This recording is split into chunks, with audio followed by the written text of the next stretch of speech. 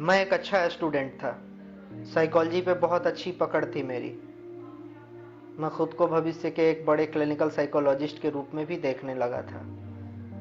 मैं इंडिया के सबसे पुराने और मशहूर मेंटल हेल्थ इंस्टीट्यूट, जो कि सेंट्रल इंस्टीट्यूट ऑफ साइकेट्री के नाम से जाना जाता है, में दाखिला लेना चाहता था। मैं कॉन्फिडेंट था और लगभग सब कुछ तय ही मानकर चल रहा था।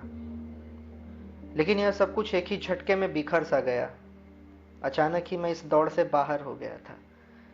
कमजोर लड़के भी मुझसे आगे निकल चुके थे और मैं एक साधारण पीजी एंट्रेंस एग्जाम भी क्वालिफाई नहीं कर पाया। दूसरी ओर मैंने एक ऑप्शन के रूप में हालांकि सोशल वर्क को रख छोड़ा था, पर यह बहुत ही ऊपर के मन से था। और आश्चर्य की बात तो यह हुई कि मैं वहां चुन लिया गया था, जबकि मैंने इसके लिए बहुत ज्यादा प्रयास नहीं किए थे।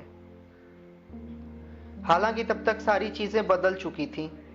मैं एक फेलियर था, ये मैं मान चुका था, और इसे दूर करने के लिए और अपनी सारी हताशा को मिटाने के लिए मैंने साइकोलॉजी से खुद को अलग ही कर दिया था।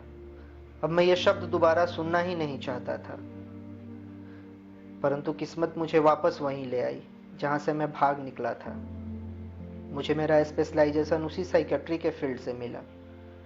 अब मैं करता भी तो क्या करता, मैं असहाय था। फिर मैंने एक निर्णय लिया। जो हो रहा था उसे वैसा ही होने दिया। मैंने उसमें हस्तक्षेप करना लगभग बंद ही कर दिया। अब मैं बस अपना एफर्ट डालता था, बाकी सब उस परमात्मा के ऊपर छोड़ देता था। और एक दिन मैंने पाया कि अब सब कुछ पहले के मुकाबले ज्यादा आसान सा लगने लगा था। आगे मेरे जीवन में एक और बदलाव भी आया जब एमएसडब्ल्यू के दौरान मुझे मेरा जीवन साथी मिला। यह घटना मेरे जीवन की सबसे महत्वपूर्ण और कीमती घटना है। तमाम उतार चढ़ाव के बावजूद हर पल वो मेरे साथ रही।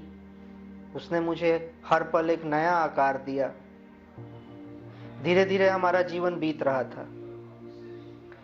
इस तमाम उधेड़ बुन के बीच एक नाटकीय मोड़ तब आया जब मुझे सेंट्रल इंस्टीट्यूट ऑफ साइकेट्री में दाखिला मिला।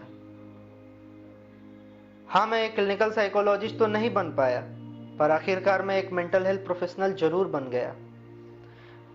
और अब लगता है कि यही तो मैं चाहता था। अब मैं एक खुशहाल जीवन जी रहा हूं। मुझे इस जीवन से कोई गिला शिकवा नहीं है।